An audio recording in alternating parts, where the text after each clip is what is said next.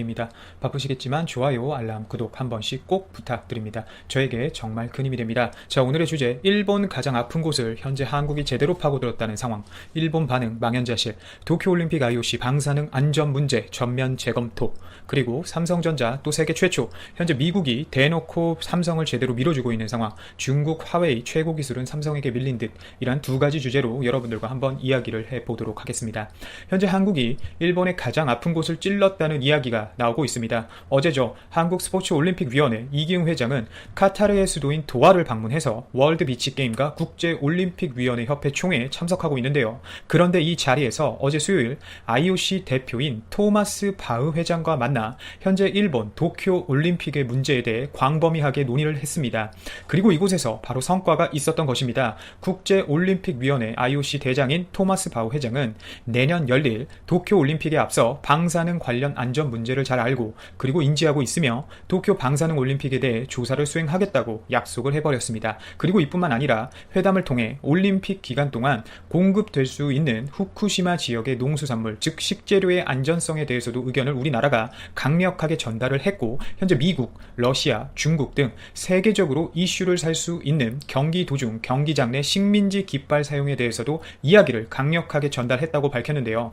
앞서 말씀드린 일본 도쿄 방사능 올림픽 문제는 재점검함과 동시에 전범기와 식자재 문제는 지속적인 대화를 이어나가겠다고 바흐 위원장은 밝혔습니다. 그리고 하나 더 현재 일본에게 치명적인 소식이 하나 있습니다. 최근 약 2주 전 초강력 19호 태풍 하기비스의 일본 열도 상륙으로 일본은 현재 아주 큰 피해를 입은 상태인데요. 인명피해뿐만 아니라 경제적 피해가 막대한 상황입니다. 그런데 현재 이런 피해뿐만 아니라 환경오염 문제까지 있는 상황이 현재 일본에겐 큰 문제인 것입니다. 실제 태풍 하기비스가 상륙하자마자 아베는 관저로 들어가 대책을 내놓지 못했을 뿐만 아니라 과거에도 방사능 오염물질 유실 사건이 있었음에도 불구하고 이전과 전혀 다르게 나아진 모습 없이 일본은 후쿠시마현에 위치한 방사능 오염물질 제적소에 아무런 대책 없이 그대로 오염물질들을 폐기물 자루에만 넣어 쌓아 올려둔 것입니다. 그리고 실제 일본 환경성 발표에 따르면 후쿠시마현에 위치한 한 시는 도쿄전력 측의 방사능 폐기물 2,667개가 강으로 유출되었다고 알려 현재 일본 내부는 파문인 상황인데요.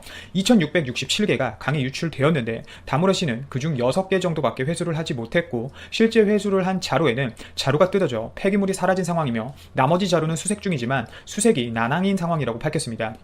그런데 이런 일본의 파렴치한 문제를 우리나라뿐만 아니라 앞서 말씀드린 국제올림픽 IOC 대장인 바흐 위원장도 이 사실을 알고 있다는 겁니다. 실제 이번 회담을 통해 최근 일본을 강타했던 19호 태풍 하기비스 영향으로 후쿠시마 지역에 원전사고 방사능 폐기물을 쌓아두었던 자루들이 유실된 사항을 알고 있고 이에 관련한 선수의 안전성 문제도 심각하게 생각 중이다 라고 이야기를 해버린 것이죠. 사실상 우리나라가 일본의 수출 규제 이후 일본 대응카드로 뽑은 이 방사능 문제를 국제적으로도 충분히 이슈화되고 있고 우리나라의 이런 문제 제기에 대해 충분히 이해와 공감을 하고 있다는 점이 이번 이슈에 우리가 주목을 해야 하는 점입니다. 이뿐만이 아닙니다. 사실상 2020년 이 도쿄올림픽까지 치르는데 큰 문제가 없다고 일본 아베가 국제적으로 발표를 해왔지만 사실상 그렇지 못한 것으로 이번에 드러난 것과 다름이 없으며 태풍 하기비스 이후 오히려 방사능 오염이 전국적으로 더 확산될 위험성이 높아져 버린 것인데요.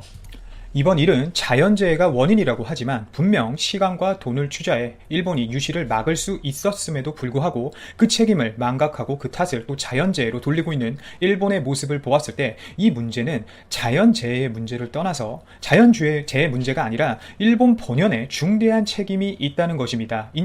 이런 방사능 오염이 결국 전 세계 바다 그리고 땅을 오염시키게 되고 결국 이 방사능이 돌고 돌아 음식물을 통해 사람의 몸으로 쌓이게 되고 그 결과는 결국 우리가 살아있는 그 어느 시점부터 나타나게 될 것입니다. 이런데도 일본은 현재 환경에 전혀 영향이 없다라고 파렴치한 발표만 하면서 책임을 회피하는 모습인데요. 실제 현재 일본의 도쿄올림픽은 국가의 지위에 맞지 않게 어느 이전의 올림픽보다 굉장히 문제가 많은 상황입니다. 이미 많은 논란이 있었는데요. 실제 개최지가 아닌 곳에서 이미 결정되었던 경기를 경기 시작이 얼마 남지 않은 몇 달 전에 도쿄에서 삿포로로 마라톤 경기를 바꾸는 초유의 사태가 있었습니다. 이로 인해 현재 일본 도쿄와 삿포로는 사실상 일본 내부 분열이 있다고 할 정도로 사이가 좋지 않다고 하는데요. 뿐만 아니라 후쿠시마 원전에서 얼마 떨어지지 않은 지역에서 야구 경기가 있다는 점도 현재 세계적으로 문제가 되고 있습니다. 그리고 수영장에서 똥물 파문 등의 문제까지 있었는데요. 이번 일본의 도쿄올림픽의 목적 중 가장 큰 일본의 부흥이란 목적과는 전혀 다르게 외신들은 오히려 일본에 알려지지 않은 문제점들을 여실히 알 수 있는 기회라고 할 정도로 상황이 좋지 않은 겁니다. 현재 우리나라가 이런 일본의 문제점을 더욱 여실히 드러내기 위해 많은 준비를 하고 있는 상황인데요. 실제 태풍 하기비스로 인해 문제가 되고 있는 방사능 유실물과 관련된 정확한 정보를 일본 환경성에 현재 요청한 상태인데 일본은 아직 명확한 확답을 주지 않고 있는 상황이라고 합니다. 줄 수가 없겠죠. 거의 일부러 사실상 대책 없이 그렇게 해놓은 상태인데 물론 아니라고 해도 일본의 입장이 분명 일본의 대책에는 문제가 있다는 것입니다. 뿐만 아니라 여태까지 일본의 고집에 사실상 당해준 것과 다름이 없었지만 일본 대사관에 우리나라 원전 전문가까지 재배치한다는 이야기가 나오고 있습니다. 이렇게 되면 앞으로 원전 문제와 방사능 문제에 관련해서 지속적으로 일본과 이야기를 나누고 한일 문제가 해결되기 전까지 국제적으로 이슈화를 시키겠다는 우리나라의 입장이 보여지는데요. 이 부분은 한일 문제가 해결이 되더라도 우리나라뿐만의 문제가 아니기 때문에 지속적으로 해당 부분에 대해서는 관여를 해야 한다고 생각을 합니다. 그리고 다음 주제 일본이 좀 길어졌는데 이 부분은 좀 죄송합니다.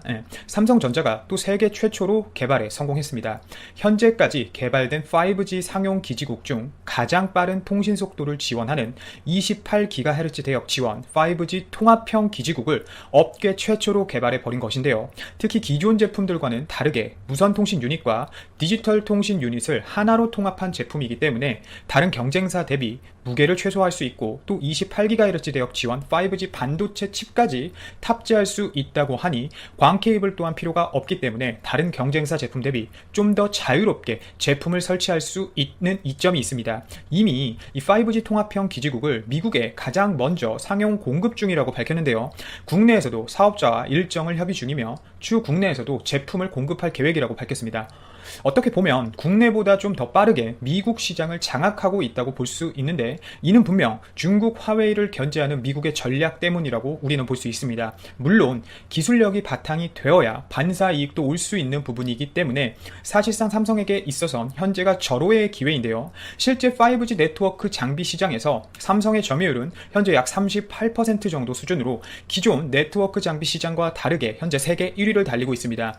최근 이재용 부회장이 인도의 5G 시장을 잡기 위해 인도를 직접 찾아가는 행보를 보여주면서 중국 시진핑 또한 긴박함을 느끼고 인도를 바로 찾는 모습까지 보여주어 화제가 되고 있는데요. 그만큼 이 5G 시장은 미래 먹거리가 될 수 있는 부분이기 때문에 세계의 여러 유명 통신 네트워크 장비 회사들이 사활을 걸고 있다고 볼 수 있습니다. 그럼에도 불구하고 현재 삼성의 1위를 달리고 있어 더욱 주목을 받고 있는 상황인데 이뿐만이 아니라 일본의 2위 통신사 또한 삼성과 5G 협약을 맺었다는 소식이 전해졌었는데요. 물 들어올 때 노 저어야 된다는 말이 있듯이 삼성이 5G 시장에서 더 활약하는 소식을 기대하며 이만 방송을 마치도록 하겠습니다. 오늘도 제 방송을 들어주셔서 진심으로 감사드리고 이만 방송을 마치겠습니다.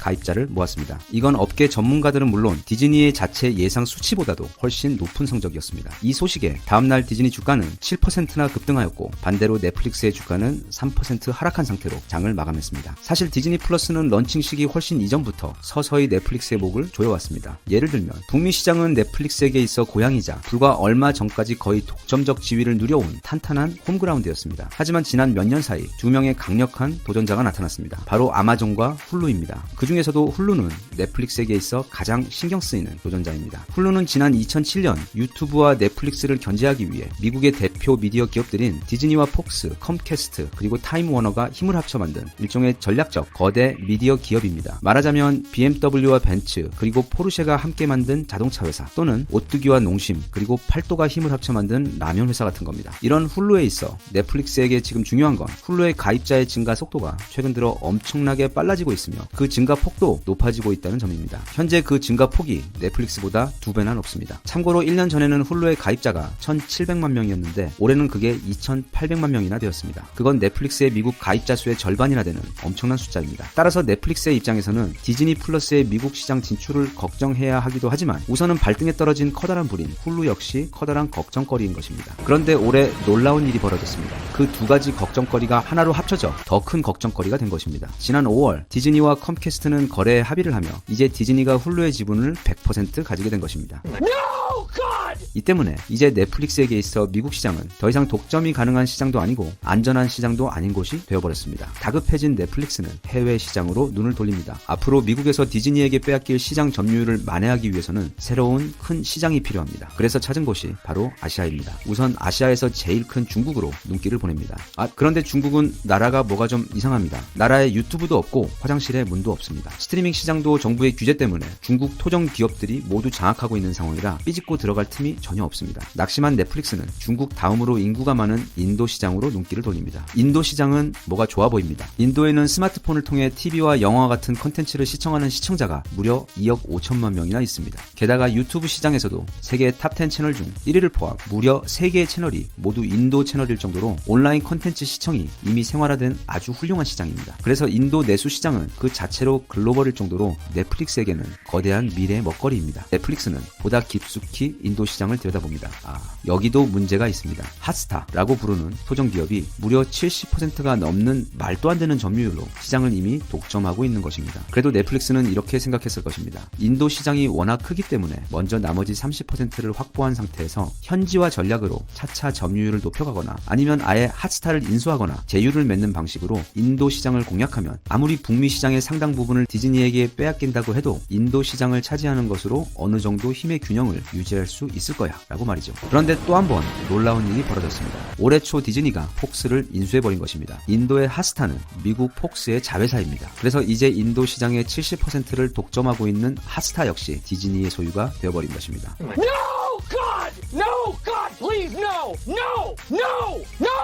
이 소식에 정신이 혼미해진 넷플릭스는 마음을 가다듬고 잠시 자신의 상황을 정리해봅니다. 중국도 안 돼, 인도도 안 돼, 남은 건 이제 한국뿐이다. 중국, 인도 묻고 한국에 더블로 간다. 이게 넷플릭스의 결론입니다. 넷플릭스가 디즈니의 공세에 맞서 아시아 시장을 방어할 수 있는 유일한 승부처이자 최후의 보루는 바로 한국입니다. 한국은 넷플릭스에게 있어 그리고 디즈니에게도 역시 절대 놓칠 수 없는 가장 중요한 전략적 요충지 시장입니다. 그 이유는 크게 세 가지로 정리할 수 있습니다. 첫째, 한국은 국가 크기에 비해 영화 산업이 비약적으로 발달한 나라입니다. 해당 수백억씩을 받는 헐리우드 탑스타들이 꼬박꼬박 한국에 들려 인사를 올리고 시청자 앞에서 모든 걸 내려놓고 마치 내일이 없는 것처럼 영화 홍보를 하는 것을 예능 TV에서 보신 적이 많으실 겁니다. 그건 한국이 글로벌 기준으로도 거대한 시장이고 또 한국인들이 만들어내는 티켓 파워가 어마어마하기 때문입니다. 한 예로 1,000만 관객을 달성한 어벤져스, 에이지 오브 울트론의 경우 미국을 제외한 세계 다른 모든 국가에서 벌어들인 매출의 총액이 약 9억 5천만 달러입니다. 그중 한국에서 벌어들인 돈만 약 8천만 달러로 전체의 8%에 달합니다. 부산이 배경으로 등장하는 블랙팬서의 경우 전체 매출의 10%가 한국이라는 나라 한 곳에서 나왔습니다. 지난 4년간 디즈니의 마블 영화를 보기 위해 한국 사람들이 지출한 티켓 구입 액수가 6,300억 원에 달합니다. 지난 4년 동안 말입니다. 인구가 우리나라 2배가 넘고 극장의 수는 우리보다 5배나 많은 옆나라 일본에서 버는 돈은 한국 매출의 4분의 1도 안 됩니다. 마블 영화는 북한 빼고 극장이 있는 세계 모든 나라에서 개봉을 하는데 북미를 제외한 세계 전체 매출 중 약 10%를 매년 한국에서 올리고 있는 것입니다. 한국 시장이 중요한 두 번째 이유는 한국산 문화 콘텐츠가 워낙 퀄리티가 뛰어나고 강하기 때문입니다. 굳이 K-팝까지 가지 않겠습니다. 드라마만 보아도 지금 아시아 그 어떤 나라를 가보아도 한국 드라마가 인기를 끌지 않는 곳이 없을 정도입니다. 한국 드라마는 영상미도 영상미지만 그 소재에 있어서도 다른 나라의 작품들과는 아예 클래스가 다릅니다. 블록버스터급 전쟁 영화에서부터 도깨비같이 신선하면서도 달달한 판타지류까지 그리고 스카이캐슬과 같이 한국 사회에 특화된 흥미롭고 예민한 내용들을 보고 싶게끔 풀어낸 토종 소재들까지 정말이지 한국적 미학과 크리에이티브 그리고 상업적 재미가 무르익을 대로 익은 곳이 바로 한국의 콘텐츠 제작 시장입니다. 이런 대단한 작품들이 한국에서는 영화로 드라마로 매년 수십 편씩 나옵니다. 해외에서도 그 작품성을 인정받아 굵직굵직한 상도 단골로 타고 있습니다. 그리고 이들 작품들은 매년 다른 아시아 국가들로 인기리에 수출되고 있으며 K-팝과 더불어 가는 곳마다 K-드라마 열풍을 그리고 코리아 열풍을 일으키고 있습니다. 아시아에서는 한국이 헐리우드입니다. 그래서 넷플릭스는 생각을 합니다. 제작비를 듬뿍 투입해서 뛰어난 한국 제작 업체들과 한국 한국 배우들을 활용해 한국형 드라마와 영화를 많이 찍게 되면 그건 한국 시장 내에서도 매출에 도움이 되겠지만 나아가 6억 2천만 명이 있는 동남아시아 시장과 1억 2천만 명이 있는 일본 시장을 공략하는 데 있어서도 최적의 무기가 되겠구나 하고 말입니다. 그렇게 한국을 본진으로 아시아 시장을 선점하게 되면 힘의 균형은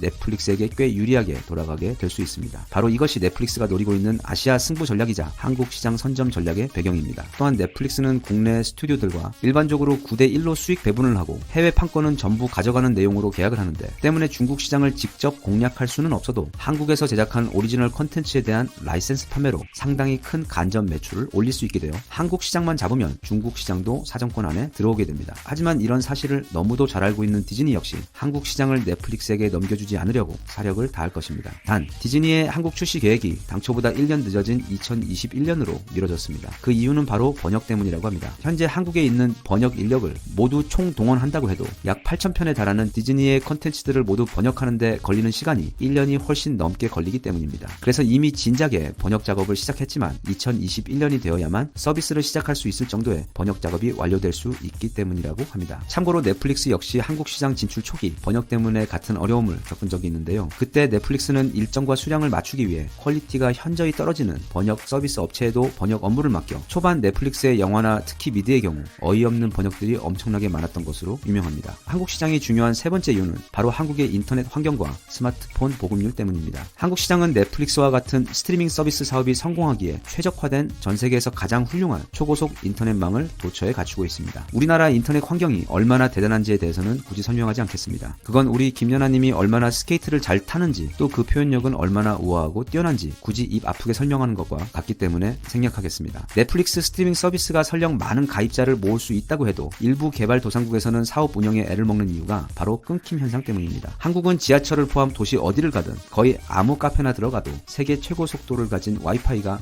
무료로 넘쳐나는 곳입니다. 게다가 한국에서는 좋은 컨텐츠만 있다면 이렇게 하루 종일 스마트폰을 붙잡고 있을 수 있는 사람들이 거의 국민의 95%에 달합니다. 한국의 스마트폰 보급률은 95%로 세계 1위입니다. 스마트폰 보급률 2위는 이스라엘인데 88%로 우리와는 격차가 크며 일본은 고작 66%로 인터넷과 스마트폰 환경에 있어서 일본은 우리보다는 몇 세대나 뒤처진 나라입니다. 한국은 세계 최고 속도의 와이파이가 어디든 있으며 나라 전체가 스마트폰 사용자로 가득 차 있으며 내수 시장 크기도 글로벌급이고 콘텐츠 제작 능력도 거의 헐리우드 수준으로 높아서 스트리밍 기업들에게 있어 한국은 동남아시아와 동아시아 전체를 공략하기 위한 본진으로 삼기에 최적의 환경을 갖추고 있는 아시아 최고의 시장입니다. 그런데 여기서 우리가 누군가를 빼먹고 이야기하고 있는 것 같습니다. 바로 한국의 토종 미디어 기업들입니다. CJ 엔터테인먼트, 중앙 JTBC, 지상파 방송 3사들 그리고 엄청난 통신망을 활용해 IPTV 등을 통해 그동안 사업을 꾸준히 확장해온 SKT와 KT까지 외국산 공룡들이 내년부터 한국 시장을 통째로 먹겠다고 저렇게 엄청난 전쟁을 준비하며 계산기를 두드리고 있는데 정작 지난 수십 년 동안 한국 시장을 독점하고 그동안 편하게 수입을 올리고 있던 한국 토종 기업들이 그걸 가만히 앉아서 당하고 빼앗길 리가 없습니다. 게다가 한국의 토종 기업들은 물론 넷플릭스나 디즈니만큼은 아니지만 나름 한 덩치에 한 싸움하는 무서운 파이터들입니다. 이들은 최근 넷플릭스와 디즈니의 침공에 대항하기 위해 일부 기업들은 서로 힘을 합쳐 토종 공룡 미디어 기업을 만들었고 일부는 외국 공룡들과의 제휴를 통한 전략으로 생존을 꾀하고 있습니다. 이어지는 3부에서는 넷플릭스와 디즈니 그리고 애플과 같은 외국의 거대 미디어 기업들이 벌이는 한국 시장 선점 전쟁의 틈바구니 속에서 토종 한국 미디어 기업들은 살아남기 위해 그러니까 한국 소비자들의